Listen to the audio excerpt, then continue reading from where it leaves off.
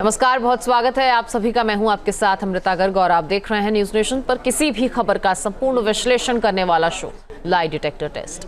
इसमें आज बात होगी मिडिल ईस्ट में छिड़ने वाले परमाणु महासंग्राम की। ईरान की धरती भूकंप से कांप गई है। ईरान के नतांज परमाणु साइट पर भूकंप आया। सवाल अब ये उठ रहे हैं कि कहीं ईरान ने परमाणु बम का टेस्ट तो नहीं कर लिया है, क्योंकि अमेरिका और इजराइल में हाई लेवल मीटिंग होने वाली है जिसमें ईरान पर हमले को लेकर अंतिम फैसला लिया जाना है। तो क्या अब मिडिल ईस्ट दहलने वाला है? ये रिपोर्ट देखिए।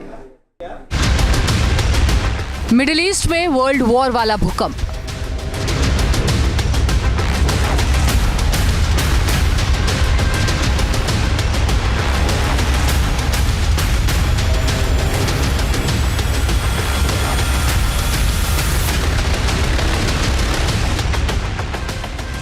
हिल गई है ईरान की धरती।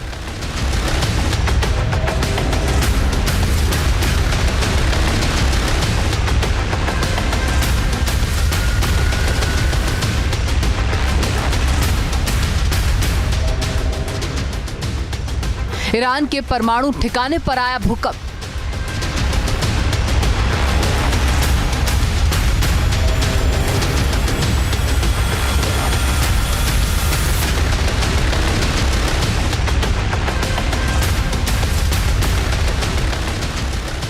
पांच की तीव्रता के भूकंप से कांप गया ईरान।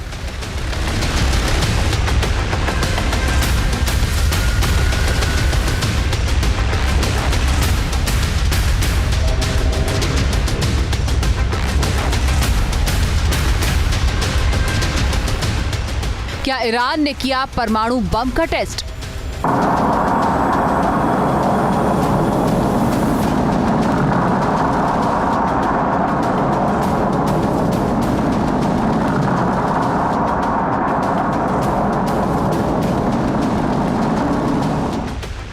ईरान के इस्फहान प्रांत के नतांज इलाके में भूकंप से धरती हिल गई। रिक्टर स्केल पर इसकी तीव्रता 5 मापी गई है। ये भूकंप ठीक उसी जगह आया जहां ईरान का अंडरग्राउंड परमाणु ठिकाना मौजूद है। हालांकि ईरान का नतांज इलाका भूकंप प्रभावित जोन है, लेकिन अचानक आए इस भूकंप से सवाल उठ रहे हैं कि क्या ये भूकंप प्राकृतिक है या फिर कहीं ईरान ने परमाणु बम का टेस्ट तो नहीं किया, क्योंकि लगातार ईरान परमाणु बम से तबाही मचाने की धमकी तो दे रहा है। ईरान के परमाणु कार्यक्रम को लेकर अमेरिका ने भी धमकी दी है और एक्शन तेज कर दिया है। वहीं मिडिल ईस्ट में अमेरिका और इजराइल के दुश्मनों में भी अब दहशत फैल गई है। पहली तस्वीर, जिसमें फ्लाइट ट्रैकर में विमान तेजी से अमेरिका से मिडिल ईस्ट की तरफ बढ़ते हुए दिखाई दे रहे हैं। बताया जा रहा है कि ये F-35 फाइटर जेट हैं, जिनकी एक स्क्वाड्रन को मिडिल ईस्ट की तरफ अमेरिकी एयरफोर्स ने रवाना किया है।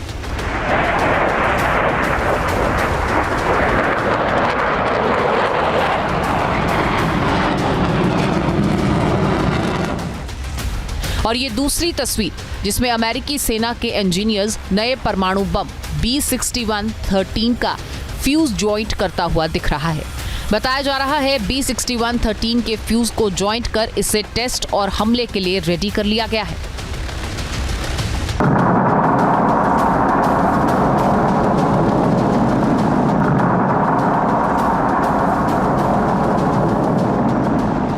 जानकारी के मुताबिक अमेरिका ने 12 F-35 फाइटर जेट्स को मिडिल ईस्ट के लिए रवाना किया है।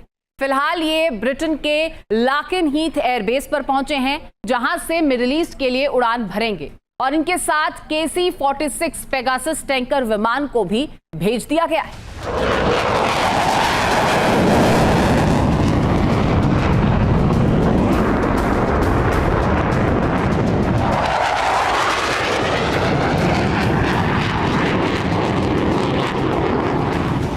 ब्रिटेन के लाकेन हीथ एयरबेस पर पहले से ही अमेरिका के F-35 फाइटर जेट के 2 स्क्वाड्रन मौजूद हैं। माना जा रहा है कि 12 फाइटर जेट्स के साथ बाकी फाइटर जेट्स को हथियारों से लैस करके उनकी तैनाती भी मिडिल ईस्ट में अमेरिका करेगा।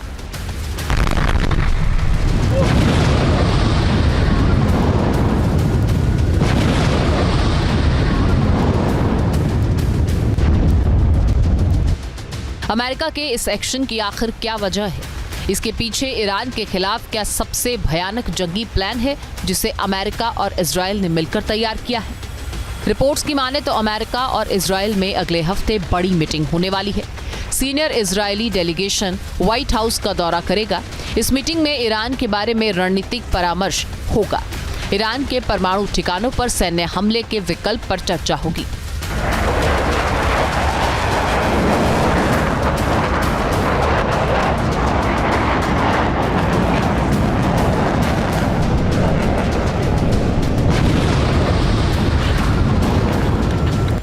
अमेरिका के राष्ट्रपति ट्रंप ने तेहरान को एक नए परमाणु समझौते पर बातचीत करने के लिए 2 महीने का वक्त दिया है और धमकी ये दी कि अगर ईरान ने समझौता नहीं किया तो ईरान के परमाणु ठिकाने तबाह कर दिए जाएंगे। ट्रंप के राष्ट्रपति बनने के बाद पहली बार अमेरिका और इजराइल रणनीतिक परामर्श समूह की बैठक होगी। ये ईरान के परमाणु कार्यक्रम पर अमेरिका और इजराइल का एक रणनीतिक मंच है और इजराइल को लगता है कि ईरान परमाणु समझौता कतई नहीं मानेगा, इसीलिए उस पर सैन्य बल इस्तेमाल किया जाए।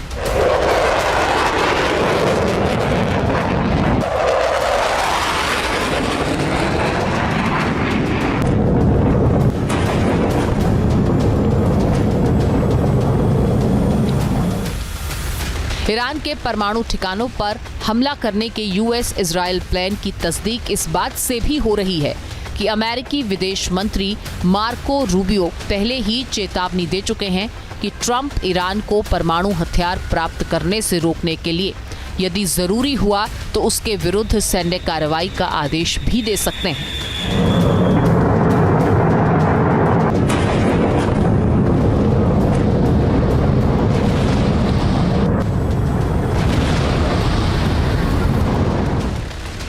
उधर इजराइल ने भी ईरान के परमाणु ठिकानों को तबाह करने के लिए मिडिल ईस्ट में स्टील्थ बॉम्बर विमान को तैनात करने को कहा है।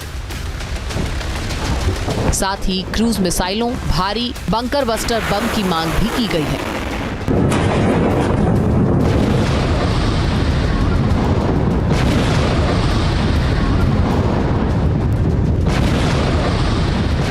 माना जा रहा है कि अगर अमेरिका और इजराइल ने ईरान के परमाणु ठिकानों पर हमला किया तो जाहिर है कि ईरान भी चुप नहीं बैठेगा। वो जवाबी हमला कर सकता है और ये जंग पूरे मिडिल ईस्ट में फैल सकती है।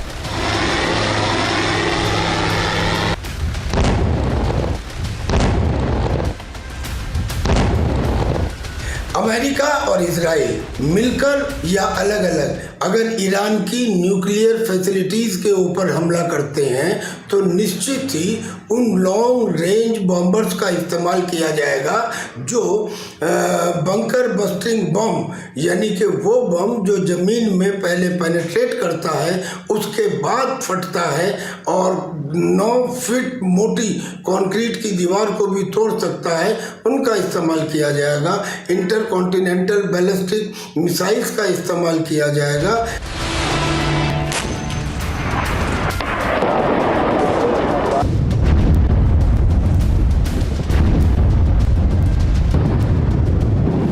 ईरान पर अमेरिका और इजराइल इसीलिए आग बबूला हो गए हैं क्योंकि लाल सागर में हूती ने आतंक मचाया है। वो अमेरिका के जंगी जहाजों के साथ साथ इजराइल के शहरों को भी मिसाइलों से दहला रहा है।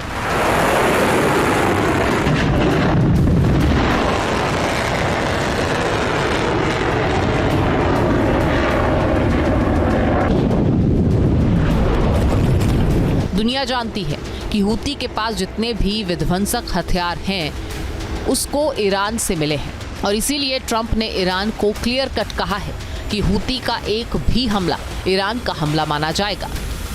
अमेरिका ने ईरान को संदेश दिया लेकिन साथ ही हूती विद्रोहियों पर हमले तेज कर दिए। रिपोर्ट्स की माने तो अमेरिका ने हूती को रडार पर रखा है।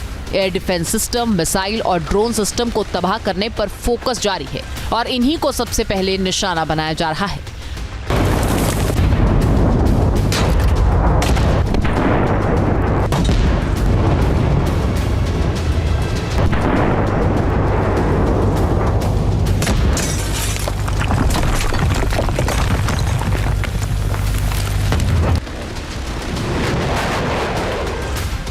खबर है कि ईरान को अपनी ताकत दिखाने के लिए अमेरिका ने इजराइल को भी हूती पर एयर स्ट्राइक करने से रोक दिया। अमेरिका ने कहा कि वो ईरान की गतिविधि पर नजर रखें।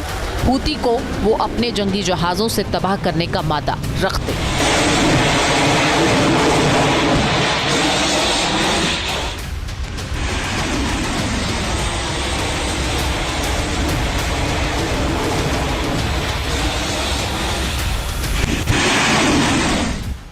मिडिल ईस्ट में अमेरिका ने पहले ईरान के मोहरों को तबाह करने का प्लान बनाया। माना जा रहा है कि अब इराक में भी ईरान समर्थित मिलिशिया पर अमेरिका हमला कर सकता है, क्योंकि इराकी मिलिशिया ने भी अमेरिका को जल्द अपने बेस से हटने की धमकी दी है।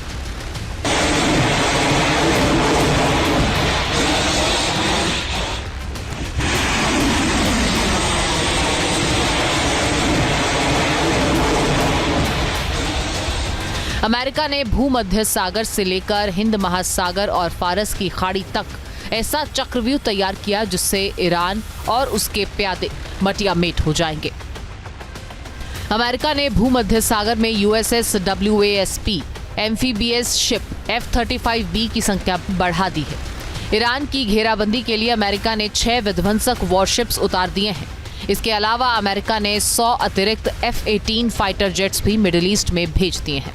मिडिल ईस्ट के अंदर एटॉमिक वार होगा या नहीं होगा ये तो भविष्य के गर्त में छिपा है, लेकिन जब पुतिन और ट्रंप की बातचीत हुई थी 2 घंटे तक, तो उसमें एक इशू ये भी था जिसमें रशिया की रजामंदी ले ली गई है कि ईरान को इतना ताकतवर कभी नहीं होने देंगे कि वो इजराइल को ख़त्म कर सके, यानी कि ईरान का न्यूक्लियर प्रोग्राम नहीं चलने देंगे।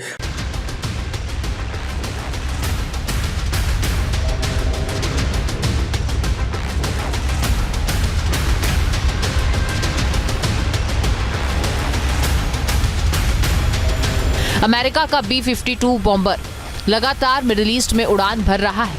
B-52 बॉम्बर बेहद विनाशकारी है और ये किसी भी इलाके को कब्रिस्तान में तब्दील कर सकता है। इस विमान में 6 इंजन लगे हैं। एक बार में 32,000 किलोग्राम बम बारूद बरसा सकता है।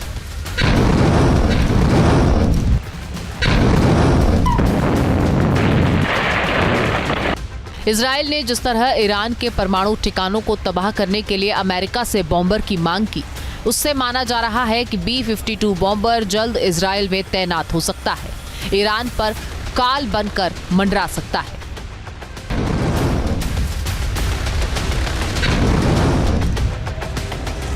लेकिन चिंता इस बात की जताई जा रही है कि IAEA के खुलासे में ईरान के पास छोटे परमाणु बनाने की क्षमता का पता चलता है। इससे परमाणु तबाही का खतरा मंडराने लगा है।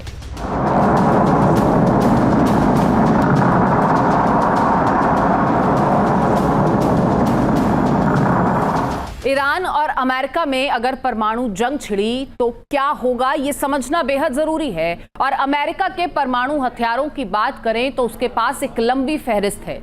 कुल 5,044 परमाणु हथियार हैं, जबकि 3,700 परमाणु हथियार ऐसे हैं जिन्हें रिजर्व करके रखा गया है। इसके अलावा 1,419 परमाणु हथियार उसने तैनात किए हैं युद्ध मैदान में। और इन परमाणु हथियारों में क्या क्या शामिल है, चलिए अब आपको ये भी बता देते हैं। दरअसल अमेरिका के पास 141 बॉम्बर विमान हैं। इसके अलावा उसके जखीरे में 400 मिनटमैन इंटरकॉन्टिनेंटल मिसाइल्स शामिल हैं। ये बैलिस्टिक मिसाइलें हैं। तो वही समंदर में 66 न्यूक्लियर सबमरीन्स भी तैनात हैं। इसके अलावा अमेरिका के पास जमीन, आसमान, समंदर में परमाणु तबाही मचाने वाले ये विनाशक हथियार एक लंबी फहरिस्त है जिसकी जो उसके पास मौजूद है।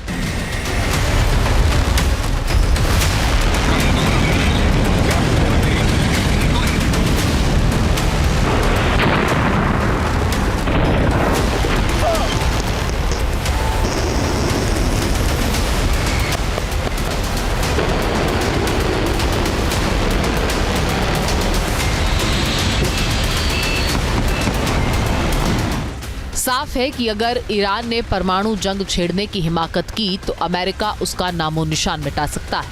हालांकि ईरान के पास भी हथियारों की कोई कमी नहीं है, वो लगातार नए हथियार बना रहा है। ईरान की ड्रोन फौज भी सबसे खतरनाक मानी जाती है। उसने शाहिद, मुहाजिर और गाजा समेत कई घातक ड्रोन बनाए हैं जो फारस की खाड़ी से लेकर लाल सागर तक अमेरिकी जंगी जहाजों को निशाना बना सकते हैं। ईरान के पास मिसाइलों का एक बड़ा जखीरा माना जाता है। अगर उसकी मिसाइल ताकत की बात करें तो उसके पास कई ऐसी मिसाइलें हैं जिसका बार बार जिक्र होता है, जिसमें शुमार है खुर्रम शहर 4 मिसाइल जिसकी रेंज है 2000 किलोमीटर की। इसके बाद आती है फतेह हाइपरसोनिक मिसाइल और इसकी रेंज है 1400 से 1800 किलोमीटर। इसके बाद आती है खैबर सेकंद मिसाइल और रेंज इसकी है 1450 किलोमीटर। और उसके बाद आती है इमाद मिसाइल, इसकी रेंज 1700 किलोमीटर की बताई जाती है। और ज़ोल्फागर मिसाइल की अगर बात की जाए तो इसकी रेंज 700 से 1400 किलोमीटर, यानी इतने किलोमीटर तक ये मार सकती है।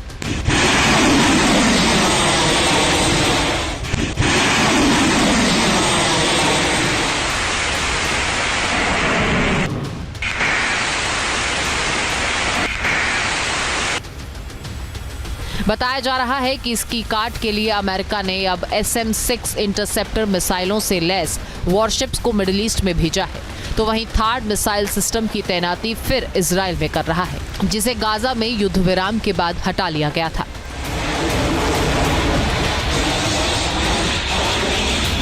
इजराइल की खुफिया एजेंसी मोसाद पहले ही कह चुकी है कि जब तक ईरान पर लगाम नहीं लगेगी तब तक मिडिल ईस्ट में इजराइल और अमेरिका की मुश्किल खत्म नहीं हो सकती, क्योंकि ईरान के समर्थन और मदद से ही आतंकी संगठन हमलावर हैं। ऐसे में अब पूरी दुनिया की निगाहें अगले हफ्ते होने वाली अमेरिका और इजराइल की मीटिंग पर टिकी हैं। इसमें ईरान पर आखिरी फैसला होने वाला है, जिसके बाद या तो ईरान बचेगा या फिर मिडिल ईस्ट में विनाश का एक नया अध्याय शुरू होगा।